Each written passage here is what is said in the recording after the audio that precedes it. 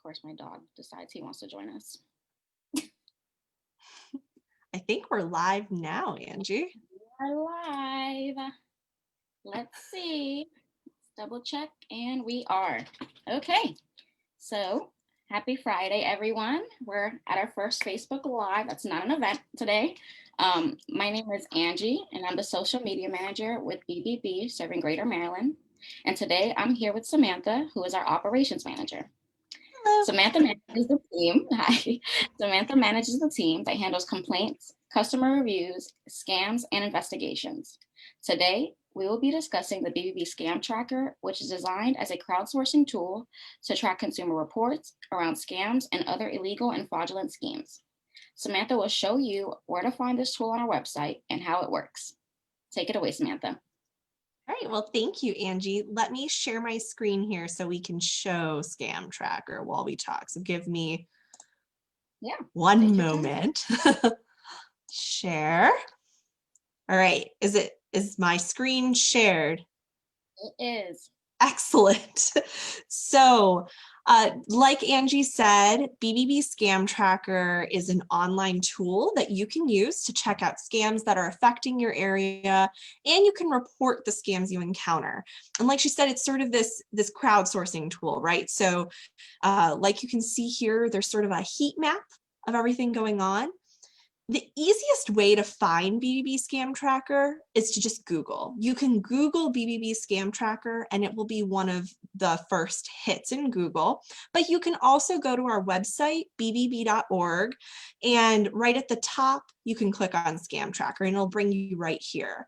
If you have like your location turned on your phone or on your computer, it should actually already be centered right on your area. So for me, I'm in Baltimore, Maryland right now. And so it's centered right on Baltimore, probably like with 200 miles out along. So this is how we can look at scams. So I figured like, let's start by just taking a look at some of the recent scams that have been reported by consumers. So you can see how we can do a little research here, how we can see the types of things that are affecting our community. So centered on here, we can look right down here and you can even see that some of these zip codes you might recognize as Maryland zip codes since they're here. And these are our most recent scams that we've received and published. So, I mean, let's take a look at one. So this is an employment scam indicating no money was lost. That's great. So someone reported it to us without losing money. We love to see that. Click on it. This is great. So you can see the business name that was used by the scam. You can see what happened.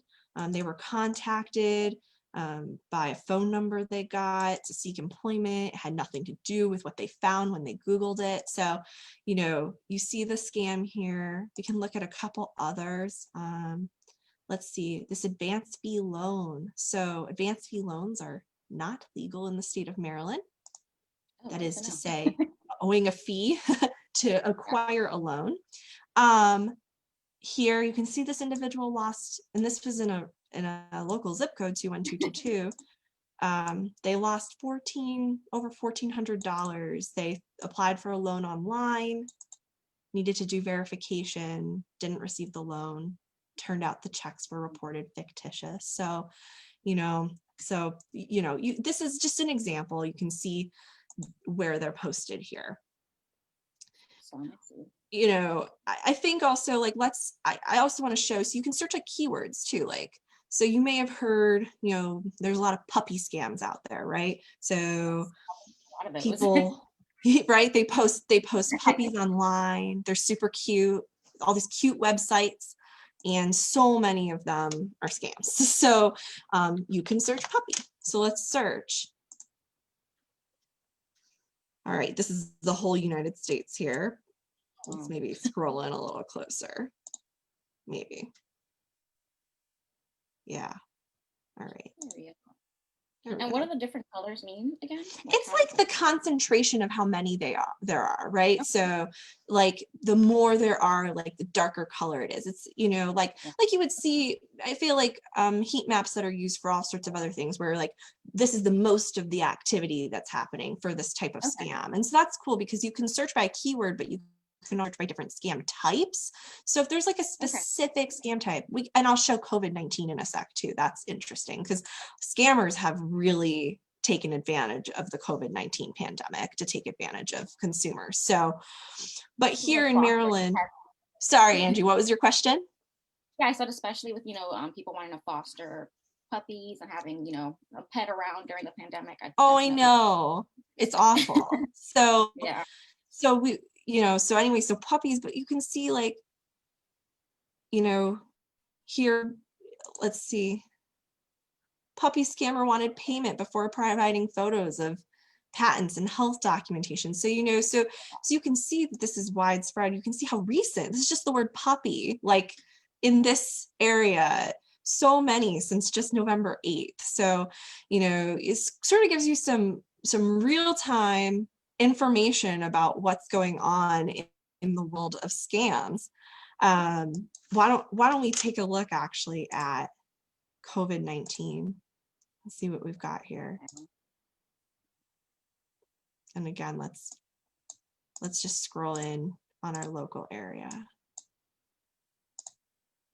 because I think that's more interesting. So we've got quite a few. So now we scroll down. These are corresponding. Let's see what some of them are. We've got all of these lost money. That's right. $113. Lysol products.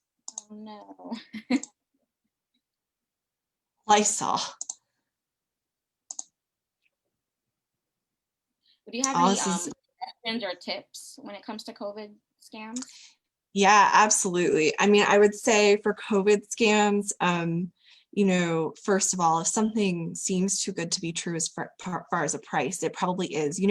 One thing we saw, especially back in March and April, and still now, but when we had shortages of things like toilet paper, paper products, cleaning supplies, if you couldn't find it anywhere, but someone was promising that they could provide it at a price that seemed really too good to be true.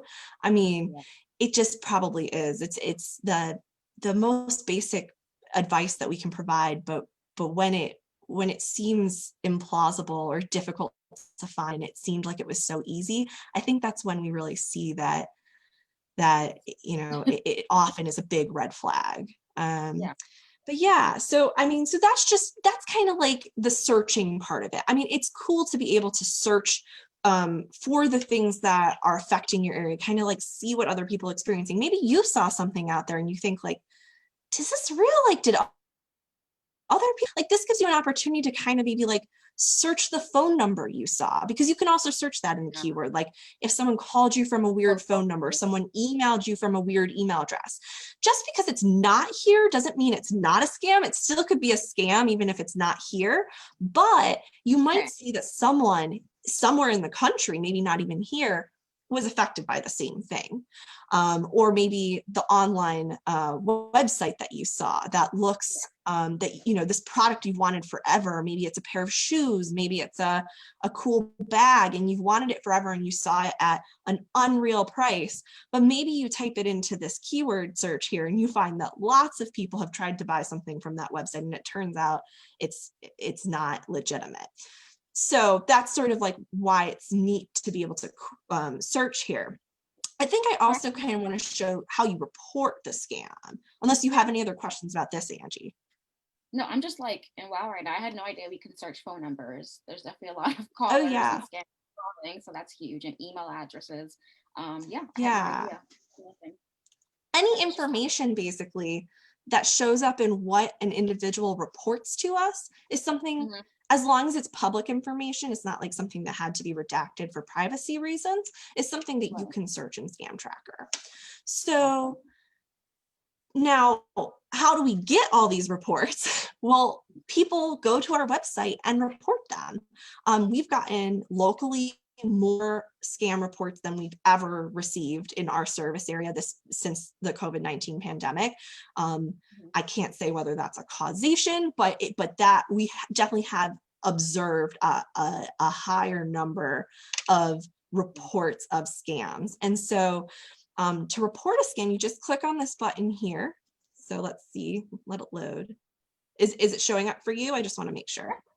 Yep, I see the Perfect. form. So here you're going to see like a lot of fields that you could fill out, right? And that's because a scammer could be reaching out to you through all sorts of different methods. Maybe they're reaching out to you by phone. Maybe they texted you. Maybe you found them online, whatever it might be.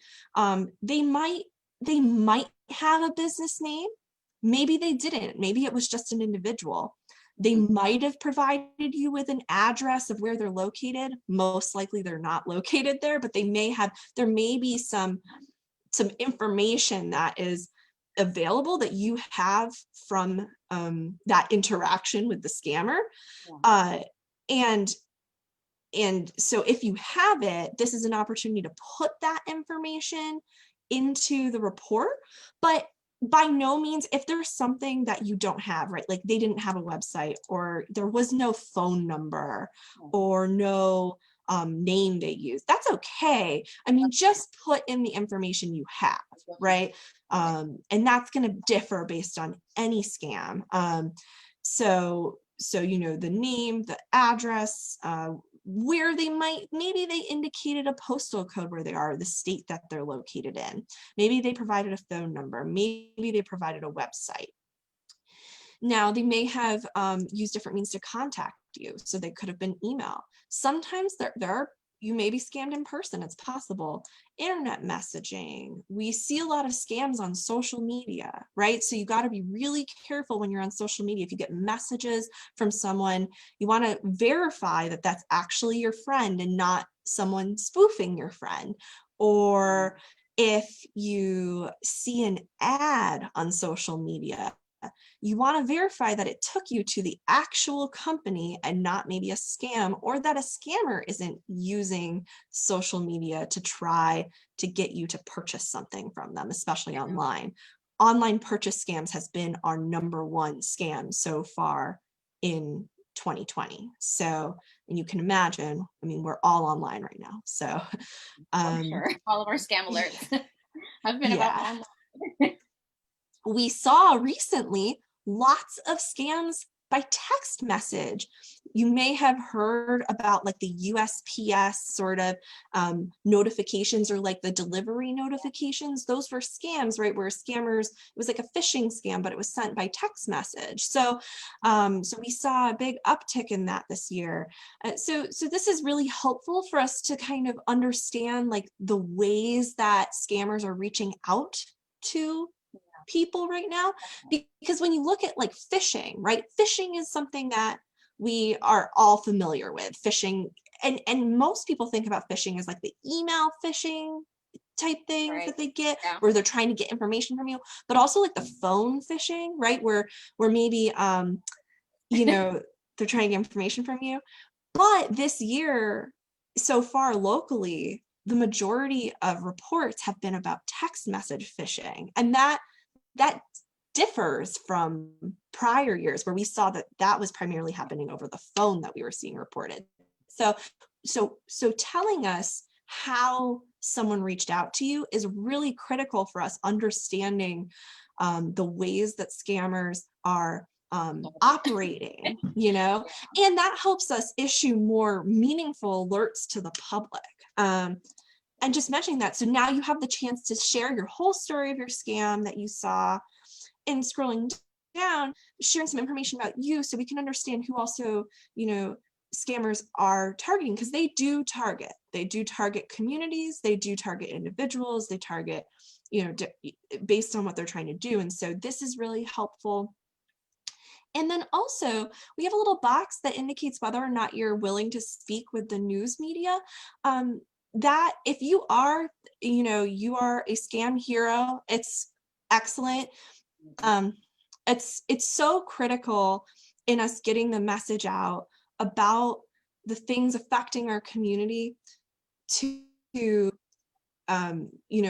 issue those alerts via media. It has a bigger reach. And so, if you were scammed, being willing to share that is going to protect so many more people from experiencing the same thing. So I really encourage anyone who's willing to do that to check that box, because we do monitor it, and we will reach out to you and find out if that's something that you're willing to do, if that's something that the media reaches out to us about. So Yeah. just putting it out there. But yeah, I mean, so that's Scam Tracker. It's this tool where you can see the things affecting the community. You can search certain things that you've seen and see if other people have seen it. Maybe it can help you kind of like determine if it's a scam. You can report the scam to us that you definitely experienced. And also, I mean, if all else fails, if you're really not sure, you go here, you're not, just give us a call.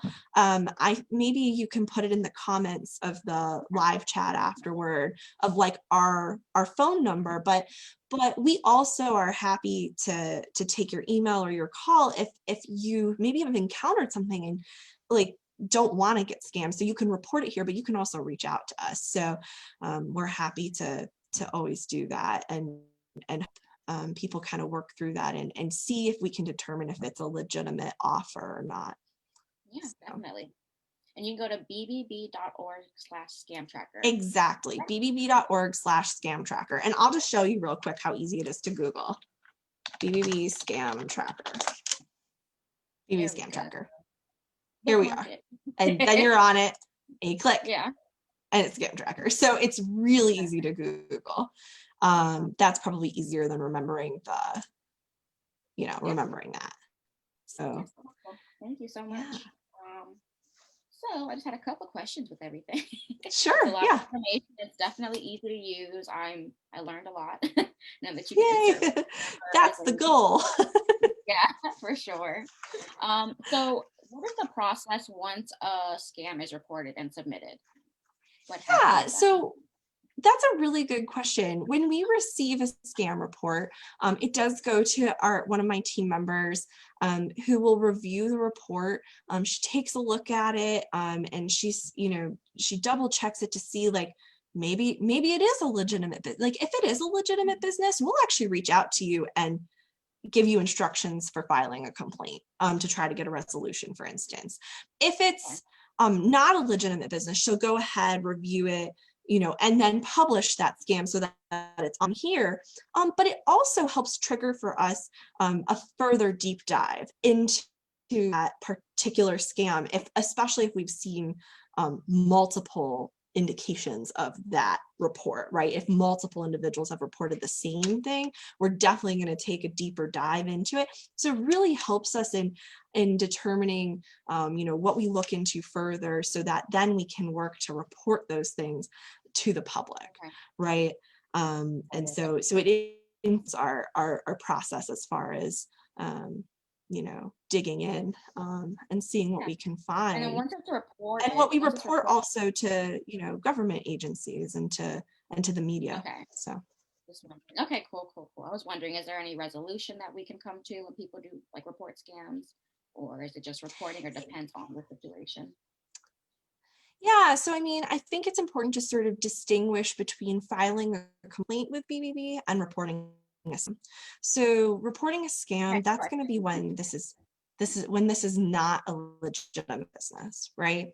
Okay. Scam, and unfortunately, there's often not as much recourse to achieve a resolution. I will say, so there are certain things, if for instance it was a credit card, you may be able to challenge the dispute. So say you had an online purchase, you never received something, if you challenge that dispute within 30 days, you may be able to get that money back. But if so what scammers will often do is they will have you use alternative methods of payment, like gift cards, right? So they may say like, send us XYZ number of dollars in gift cards. Yeah. Once that's gone, there's very little you can do to get that money back. Same with the payment apps, where you're just sending cash. That's as good as sending cash through a payment app. So you have to be really careful about the way what technology you use online to pay for things. And that's why you really want to scrutinize something before you purchase it. As far as filing a complaint, you know, we definitely encourage you, if this was a legitimate business that you had an interaction, file a complaint, right? Filing a complaint would help to get to a resolution. But if it does not appear to be a legitimate business, reporting it as a scam is going to be your best bet. You know, for, you know, Legitimate. Okay. yeah. Awesome. Yeah, well, that answered my second question. What's the difference between a scam report, and a complaint? Oh, So I thought that's kind of what you were asking. Never mind. no, that was it. That was my question. So Great. I guess I'll give us some time to see if any of our viewers have any questions. Let's see if Sure. I can get to see if I can function this thing. Let's see.